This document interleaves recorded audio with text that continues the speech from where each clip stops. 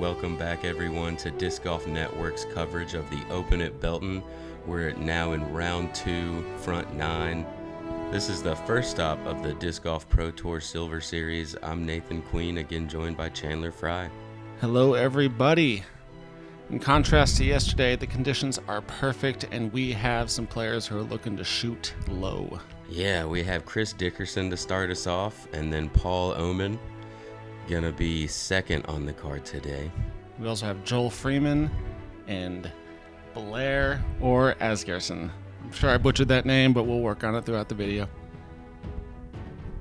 And here you go. You've got the leaderboard. Chris Dickerson with a one-stroke lead over the rest of the card, and then 6 more players right there close behind. We've got a tight field to start the second round, and as you said, much different conditions. The wind is opposite, but it's very rarely even there today. It was hard to notice. Every once in a while on a putt, you get a burst of wind in your face, but overall it was very scoreable. Hole 1, we have a right to left, maybe 5-mile-per-hour wind, so we have most players going hyzer on the right side and using the wind to push it towards the basket. Yeah, much easier shot than you saw from the 4 players yesterday who still went over top to the right, but today I expect to see a few more inside the circle. And first up, we have Chris Dickerson, who's playing pretty well this year. He switched to Discraft in the off season, and he didn't seem to miss a step. Chris Dickerson. Yeah, it's just some athletes can throw whatever they feel like, and it's going to do what they want it to do. It's the archer, not the arrows.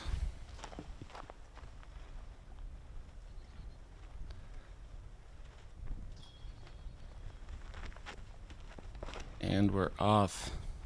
Yeah, and if you watched yesterday, you can tell that's definitely a wider trajectory, but it's going to push back over to the left, still just outside the circle.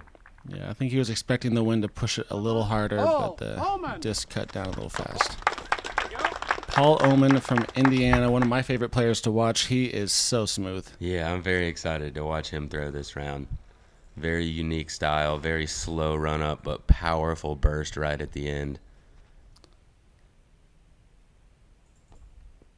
Just a little short, but he should be edge of circle 1 with a makeable putt. And looking at that flag, there's not much wind at all down there, so maybe they're expecting a bit more than they're getting. And Joel Freeman here, always very bright out on the course. One of the most colorful players on tour, that's for sure. And this looks to be a bit further, and absolutely pins it. He'll have a tap-in birdie. He almost put that one in. Impressive shot. And Blaer, traveling all the way from Iceland. So one of the few Europeans we have on tour. Fantastic young player who's really coming into his own. See if he can match Joel with this shot. Ooh, a little left it looks. And he does catch that tree. Stay out. Oh, no. Unfortunately, he's going to find the OB there. He'll be having to pitch up to save a bogey now. Unfortunate start. And he doesn't have the best lie either. He ends up behind a tree. He's going to have to manufacture some sort of play. Smartly using that OB rule, you can take your disc as far back from the out of bounds in line with the basket as you would like to. He almost pins it, puts it nice and low to keep it out of the wind. Has a nice little tailwind putt to tap in his bogey. And Chris Dickerson, no stranger to circle 2 putts, puts it right in the basket. No stranger to making them either. Man, he's good. Starting off right where he left off yesterday, making putts. And I believe he's putting with one of my favorite putters, the Challenger OS. Check them out. Go buy a few. Let's raise the popularity of that disc because it's a good one. Paul Oman with a bit of a tester here. Just a bit high left. The wind could have drug that off to the left just a bit. It might be a nervy putt too, being on the lead card at a big Silver Series. Yeah, those first holes can definitely be a bit nervy. Yeah, you got a bunch of cameras on you. You got a crowd watching you. But par is not bad. Joel, though, definitely would be upset about a par right there. Absolutely taps in the birdie. Yep. All right, unfortunate start for Blair, but overall the card's doing pretty good. We got 2 birdies, off to a good start. You definitely want to start with the birdie, but there's plenty of holes to attack on the front 9 to get your score down. Yeah, and that brings us into hole 2, 492 feet. You've got a somewhat small gap. The low ceiling is what you're really worried about right here, though. As long as you don't get your disc too high, excuse me, if you can fly out and slide past this brown grass up to the green of this knoll right here before the drop off, that'll be the ideal position off of the tee. So you can just kind of pitch up or have a soft jump putt into this very downsloped green. It's really hard after the drive to see the basket on your approach, so a lot of it is just a guesstimate. You gotta put the disc where you think the basket is and hope it doesn't roll or skip too far down that hill. And Dickerson mashing on something overstable. I believe there was a left to right wind, so that's going to push the disc down. That is flirting with the OB, though, but he stays in bounds. Yeah, there's really not too much trouble with going over to the left side. He may have to put more of a hyzer angle on his approach, which could make it a little tougher to sit, but shouldn't make too much of a difference. Joel gets a great low shot off, skips all the way up there, never more than a foot off the ground. Great shot. I was definitely lower than he wanted, but it still worked out. It's right in the open.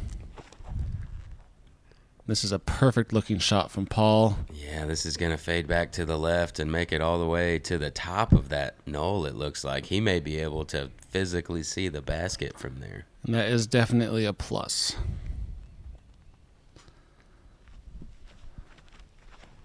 And Blair looking to bounce back after that bogey on hole 1. And he does so with a good drive right here. He gets over to that left side, but should have a fairly easy open approach to the green. And from here you can see the flag stick on top of the basket. And this looks great. Yeah, that should work out. Just outside bullseye. Should be a tap-in birdie for Chris.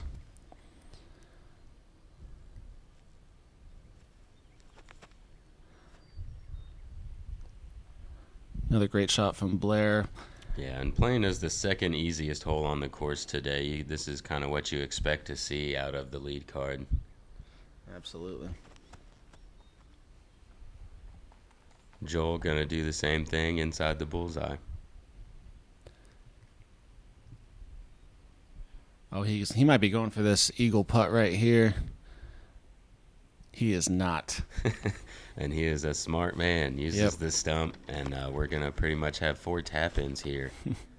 Chris a little outside of tap-in range.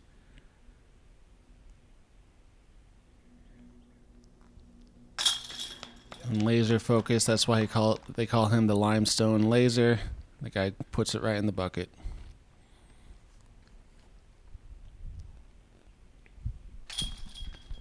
Great hole from the lead card on hole 2.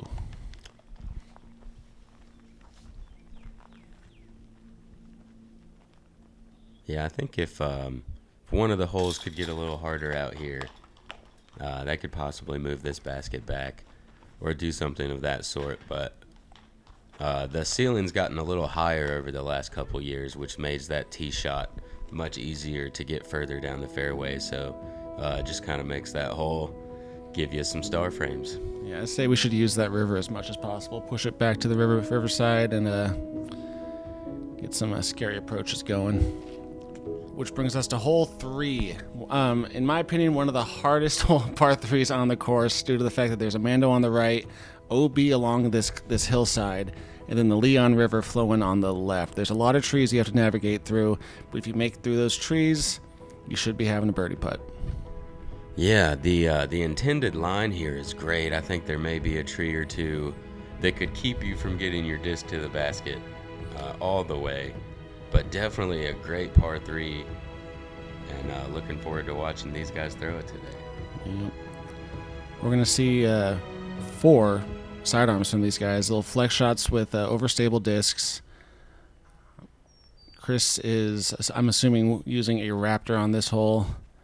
Puts that a little right, but... Oh, no. Right, and it stays in that OB you were talking about on the hillside. He'll be moving to the drop zone, which is a makeable jump putt, but a long look. And this might be the easiest shot in Joel Freeman's bag. The flex forehand. That's got to finish right fast, though. Gets through most of the trees. Okay, so I believe Chris was actually inbounds. We've got a double-sided sign there, and Chris saw green, so they're both inbounds. Chris will not go to the drop zone. This looks fantastic, but just a little bit right still. He hits one of those trees. It's a bit of a poke and hope down there, so you just got to put on the right line and pray that it finds its way to the basket. This is too overstable. This is flirting with the hillside. It gets the road, and hopefully it stays in bounds. I believe it did. Yeah, yes, and he's going to have an open putt, it looks like. He's putting right above those stairs about pin height. And Chris is well in bounds and just pitching up to get that par.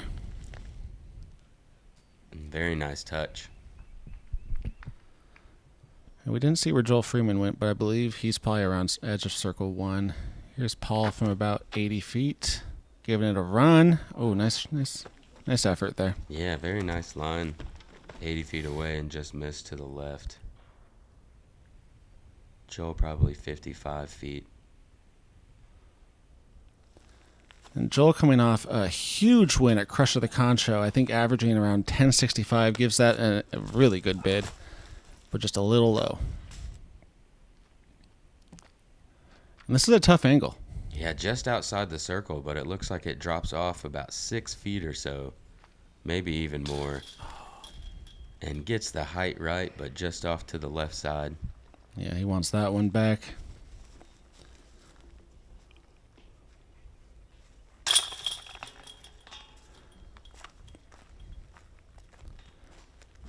And this hole averaging just a little bit under par.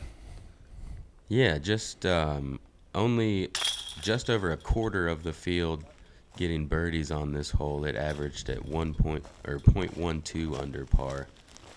So, that sounds about right. Yeah, about as close to par as you can get. Yep. Besides hole 1 yesterday. Which was exactly par. And that's what we have here is pars from all the players. Only a couple legitimate birdie looks. Some other long layups there.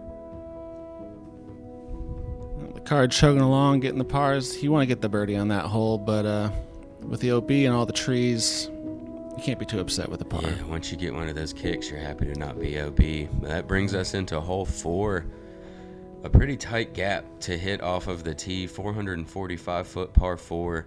Ideally, you'd like to get your disc at least to 30 feet short of this fence right here. It's not really a fence, but these metal posts to give yourself a shot at an easier upshot to get the birdie. If you're really feeling it, you do have calm conditions today. It would be a good day to throw a distance driver and try to get yourself an eagle. Yeah, just rip on it, try to get through that gate and give yourself an easy birdie. Or if you have the power, give yourself a long putt for an eagle. Either way, this green does not make the putts easy, no matter what kind of wind there is. Yeah, and there is lots of trouble down on that left side. Chris going kind of safe on this play, just throwing down the road, hoping to stay in the middle, and that's perfect. I'm guessing throwing a buzz. Yeah, some mid-range. A safe play out the gap is about the best you can hope for. Left side is always trouble. He is going to end up out of bounds. Yep, a little early out of his hand. And most likely not have a good chance. No, similar to where Paul was yesterday, I'm guessing. And Paul Macbeth, that is. And Paul Oman with a great kick here gets back into the fairway. He's still going to have a chance to get a birdie from there. And you see there is a Mando sign there preventing players from shooting out a hyzer to the right and making the hole a lot easier. They want to force you to go down this gap. This looks great. Yeah, it was looking really good. Got a little branch tickle up top and went to the right. Still in a great spot, but I believe he was going to make it a bit further out. This is a tough spot for Joel, but knowing him, he has that forehand play. He can just flex one out there. So he has gone out early enough that the OB is still up top. He left. He's going to have a chance to save his par now with a great forehand here. He's inside the circle. Wow. Down in that turtle claw, and is going to have a chance to get his par. Beautiful shot from Joel. Oh, and Paul just misses that metal pole there. He is inside the circle for his birdie look. Yep, and you can see the flag on the basket. Not much wind to think of, but still, the closer you can get, the better on this hole. And Blair right in the middle of the fairway, looking to just pitch one up there.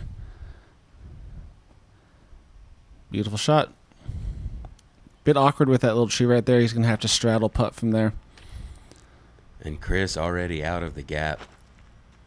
Pretty simple upshot here. Just slides it up the hill. He'll just have a little tap in.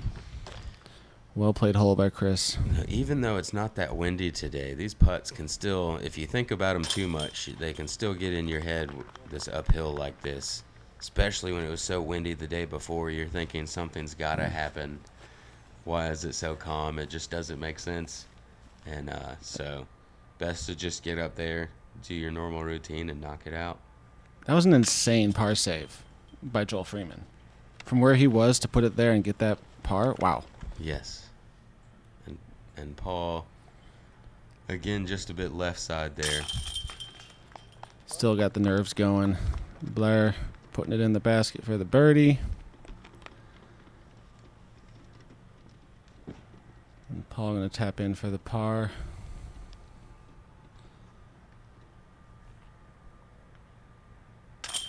There you go. Yeah, and not having any wind really helped on this hole today for the players, with 55% of the field carding a birdie. Wow. You got to make it harder, right? Great birdie from Chris. He is just chugging along.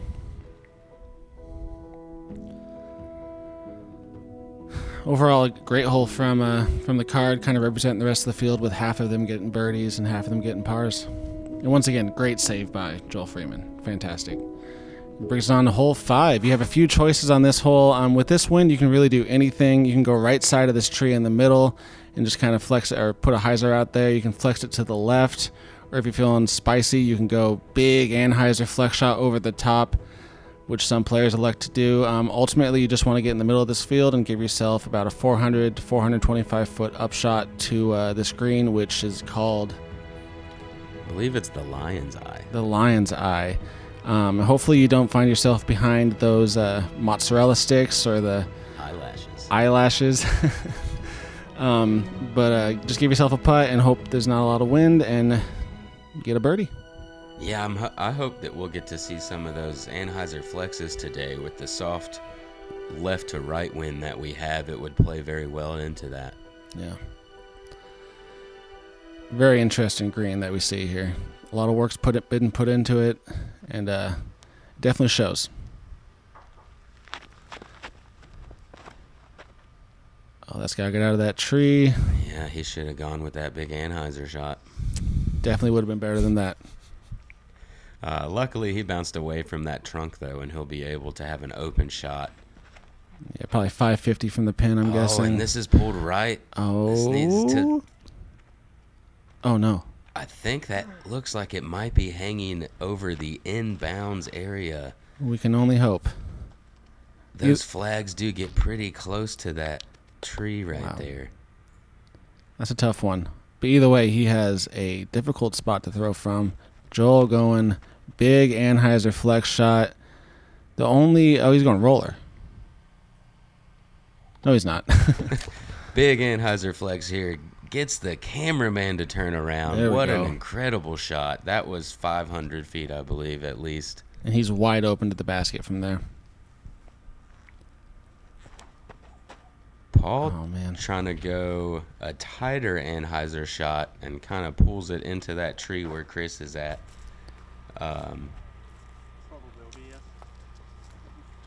Ooh, that is right over the line.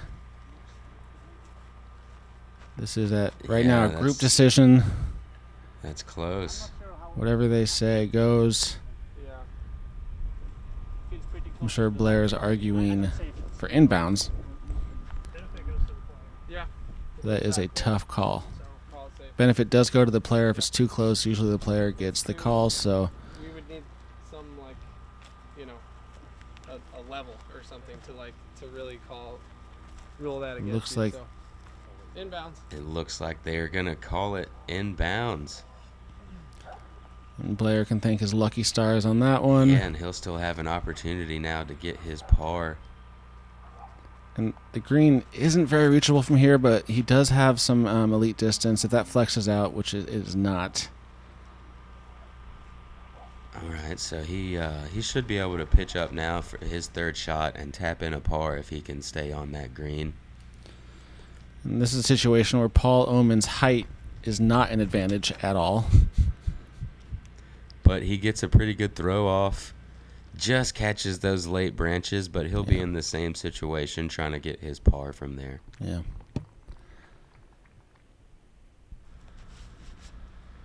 And Chris looking to just blast a disc right here. Get as close to that green as possible. Give himself hopefully a 2, but he's probably right now just thinking, I'm going to get a 3 and move on.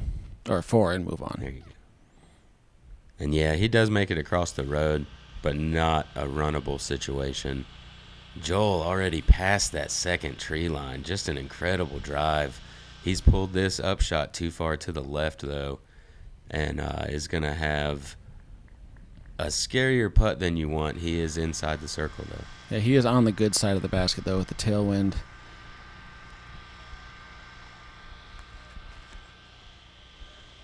It's fun with disc golf to see all the different forms. There's so many different styles, and they all seem to work. Yeah, and a great shot from Blair there. He gets up with a chance to save his par now. Looks to be a good upshot from Paul. And Chris going to lay up. Yeah, he'll just be trying to hit the hillside just to the right of those eyelashes. Get it to sit nice and soft. Yep. Almost hits the eyelashes. Yeah, similar to the mozzarella sticks at the USDGC, people are always trying to make innovations and new obstacles for us to throw through. And Joel misses underneath. He's going to end up with another 20-footer at least, 25 or so. And oh, no. The wind may have played a factor in that putt not quite staying in. An inch lower, and that was probably in. Yeah, that's unfortunate for Joel. That's what these elevated greens, not just basket, but the entire green being elevated, that's what that can do. Yeah. Pretty quickly turn a birdie into a bogey. Nice laser putt from Blair. I believe Paul Oman is, he's right behind the eyelashes. Doesn't affect him at all. Nice putt from Paul. Yeah, so the three players that didn't quite have the tee shots they wanted are going to card a par here. Joel with the 500-foot Anheuser smash is going to end up with a bogey. And that just speaks to the difficulty of this green. No matter where you are, you still have to put the disc close and make the putt. Yeah, the other players had less of a decision to make on their putts. They were able to get their par putt close because they were approaching the green from a closer distance. Yeah.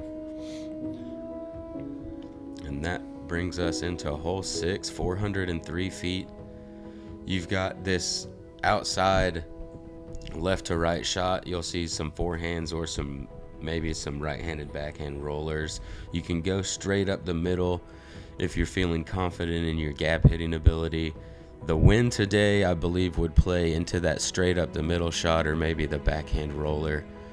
Tough to get a 400-foot forehand out there with the help of the wind like yesterday. My favorite play on this hole is right side low skip shot. I see a lot of players doing that right now. The slight tailwind definitely helps out, and just get something fast out there to the right, get it on edge, and have it skip a couple times, and hopefully get to that circle 1. And that is what Chris is doing. That's got to finish left and get a big skip, which it does. Was it open like that last year? There was a Mando preventing that shot from being played on the big thick tree to the right. Now I understand why. I've never seen that before. Great shot from Chris there. Yeah. Up inside the circle. And there's that roller play that you were talking about. That's got to stand up. Yeah, that's a bit too flippy of a disc. The wind played a lot of havoc on that one once it stood up. Yeah. Even though there's not much wind, you do see the flag moving a little bit now. And as we mentioned in the first round, the green has been built up a bit, so there's a slight ramp towards the basket. Oh, that's unfortunate. Yeah, just catching that low ceiling. Was looking to be on a good angle. Joel Freeman actually going a flex shot, sidearm down the middle, which I think this is a great play if you have it. Joel's control of angles are second to none. The guy is world class with that sidearm. Look at that. 400 feet through a gap. Any forehand, incredible shot. Yeah. Paul finds himself in somewhat of a tricky situation. Going low, hoping to get that skip towards the basket. Just gets past that tree. He'll be inside the circle with a bit of a tester putt left for his par. He's giving it a bit of a run. Not really. Just a layup from Blaer. Gonna get that par and move on.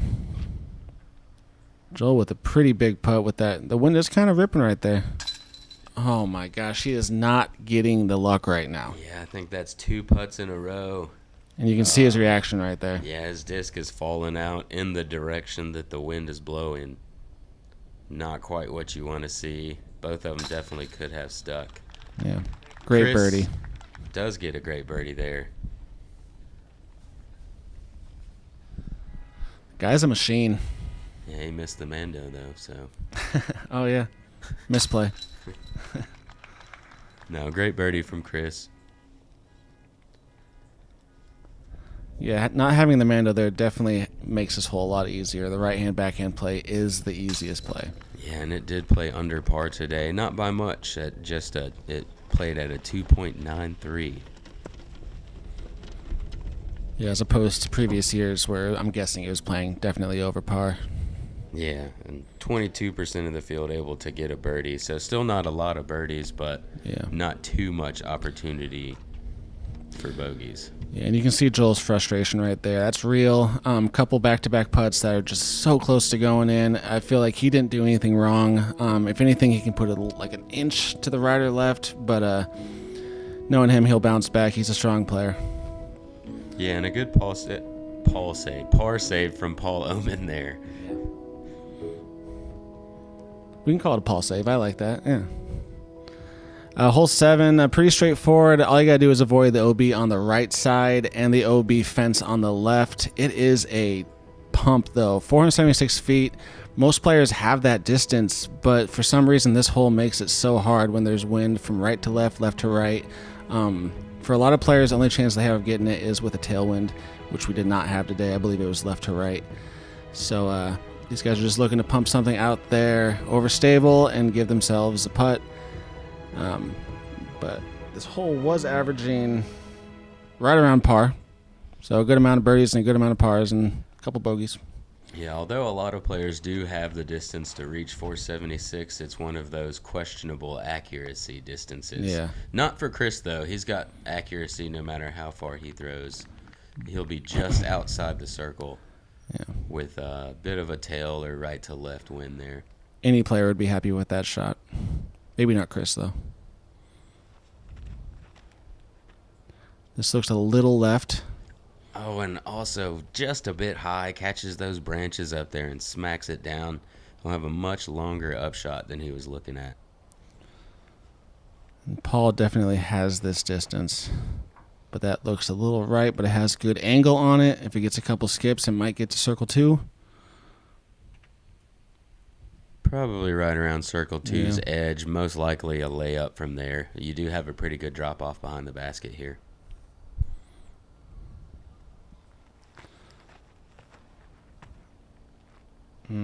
Similar to Blair's shot, but makes it through the trees. Well, yeah. Oh, wow. Not even close to Blair's shot. Perfect shot from Joel. Sometimes the camera angles are hard to read. Yeah, that just kept pushing forward. It Yeah. definitely looked like it was hyzering a lot harder, but he is inside the circle. Gonna have a chance to make another birdie putt here. It's coming in a bit hot. Yeah. Way too hot. Yeah, that'll be a long par look from there.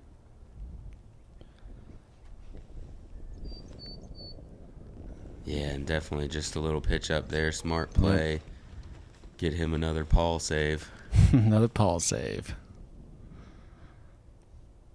All right, Chris, a madman from circle two, just looking to spin it in there. A little low.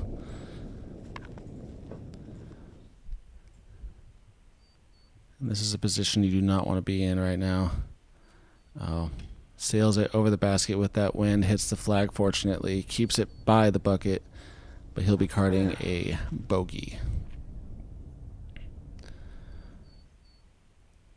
Let's see if Joel can get back on the wagon. Just left side. He's not. I'm not gonna say he's tilted, but he's not feeling great. Yeah, just high left there. That one had reason to not stay in, but still possibly could have. Yeah. It's tough to settle yourself when it's three in a row. It's hard to acknowledge Yeah. whether it should have stayed in or not. You're just starting to get a little frustrated, you know. And disc golf or golf in general is all mental. If a few bad breaks happen in quick succession, it's really hard to bounce back, and that's what makes some players fantastic and some players struggle a little bit. You know, not saying Joel isn't fantastic; he's one of the best players in the world, but it's even hard for some of the best players to come back from that. Tough And, hole. Yeah, as you expect on this hole, kind of averaging pretty much par. One bogey on the card, only 15% of the field able to get the birdie. Yeah. I imagine this one is going to be another one hard to get the birdie on. 488 feet. You do have a more favorable wind today than yesterday, maybe a tailwind, a little bit of left to right in it. But these branches we're passing on the left side right now what really keep you from attacking this hole on a good angle. You can go high to the right and maybe get up into circle two or with elite power into circle one. But really tough par three to reach. Yeah, last year it was a par four, a lot of birdies on it. This year they're like, you know what, let's make it harder on the pros, make it a par three. When I played it yesterday during this round, there was a slight headwind, so the play was to throw it low and right, kind of at the water with a stable disc and have it skip towards the basket. It looks like Chris is just bombing one out there. Okay. That's great. That's so far. That's a really good shot. I believe there was one birdie on the first round in this hole, and it came from the FPO field from Cynthia Ricciardi. I believe that's how you pronounce her last name. Ricciardi. Ricciardi. My apologies, Cynthia. But I feel like with the way they're playing this hole right now. So this is the over-the-top hyzer play. Sorry to cut you off you're there, good. but Yeah. that's what it's supposed to look like. Chris's shot, Monster. yeah, is just incredible. I feel like they were playing with a slight tailwind at this point in the day. Yeah, I believe Yeah. so. And this is, Wow. That's huge. That traveled so far to get to circle two. yeah, that stood up and carried out over the Leon River for quite a bit there. Pretty scary, but he's up inside of circle two.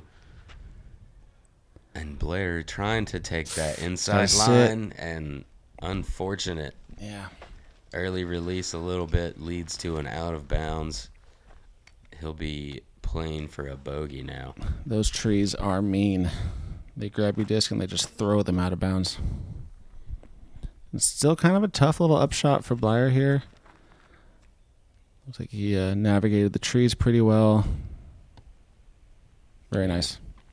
Very controlled shot there. That's not even circle two. That traveled 500 feet to get to circle three. Good bid from Joel. Still online. Only 4% of Wow. the field taking a birdie here today. Paul Oman Wow. also giving it a good line. I am blown away by Chris's shot. That was so No, big. That went so far. I'm just confused as to how you do that, you know? Sometimes you just watch Chris and you're just like, you know what? Stop. But don't. Great birdie from Chris. Yeah, he is one of the 5 birdies that we saw on this hole today. Jake Hebenheimer, Nice. Canute, I'll leave it at that, sorry. Gannon Burr and Calvin Pettigrew, the only birdies we saw on hole 8 today. All those guys bomb, yeah. Yeah, which was the second hardest hole on the course, averaging a 3.37. Wow. Makes sense. It is difficult, especially with a little wind in play. It makes that tee shot somewhat terrifying. So 1 birdie, 2 pars, and 1 bogey from Blair.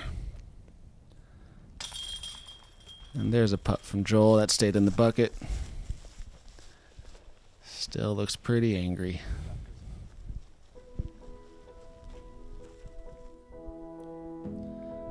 So the card playing most likely better than most at even on this hole with Chris's birdie. And that moves them into hole 9, 385-foot par 3. This canopy of trees that you see going down the right and the left side just provides a beautiful visual and creates a great line that you can visualize your disc flying down. You want it to finish just a little bit to the right to not have too much of an uphill putt. Forehands or fairway driver, backhand turnover shot going to be the ideal plays here. Yeah, ultimately just don't hit any trees and you should be good. That's what it comes down to. I saw a couple people hit trees on the left and actually bounced out of bounds, which was incredibly unfortunate. Chris lining up a fairway driver. He's going with a roller here. Ooh, I like the play. I have seen this play a good amount. He gets up there right around circle's edge. That's in Chris country. Surprised to not see him go to the forehand. He has a solid forehand. I was just thinking the same thing. Yeah. Paul going with that turnover shot. Needed a little bit more height on that. Had a good line. And Joel, no stranger to flex forehands, puts one out there. This looks great. That gets a good skip, which it does. Beautiful. Oh, yeah. Skips up well inside the circle. Joel Freeman can play this hole 100 times and get it 99, I'm guessing. He's amazing at that shot. Blair going with a roller as well. This one looks to be a little off to the left. Decent kick off that tree, though. I think it might have been a little farther if it didn't hit that. He's edge of circle 1, should have a putt. He has one of those putts you feel like you can run with the backstop behind the basket. You really want to airball or make it. You don't want to hit the cage. Yeah. But Rollaways are real on this hole. Great bid from Paul. That was so close. He's starting to heat up a little bit. He's going to start making them.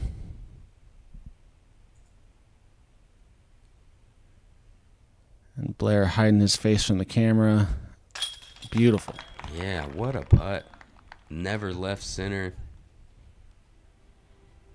It's a great birdie to pick up from outside the circle. You can see that explosion. He uses all of his body, starts from the legs, pushes up, and gets that momentum into the disc. Beautiful putt, beautiful form, beautiful birdie.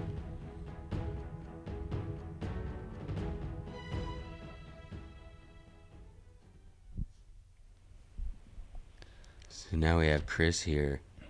So just outside the circle. And just like we expected from what we've seen the rest of the round, cans another birdie putt. Makes it look easy. Moves on to the next one. Robot Chicken strikes again. And Paul tapping in the par after giving it a good run for birdie. And Joel to get back on track with the birdies. There we go. That's got to feel good. Yeah, able to connect on that one. drop it into the bottom of the cage. Yep. And that will do it for our front 9 here of the second round. 3 birdies and a par on hole 9. Some early struggles for most of the card, but Chris Dickerson carding 6 birdies with no bogeys, absolutely shredding the course. Yeah, you can't do it much better than that.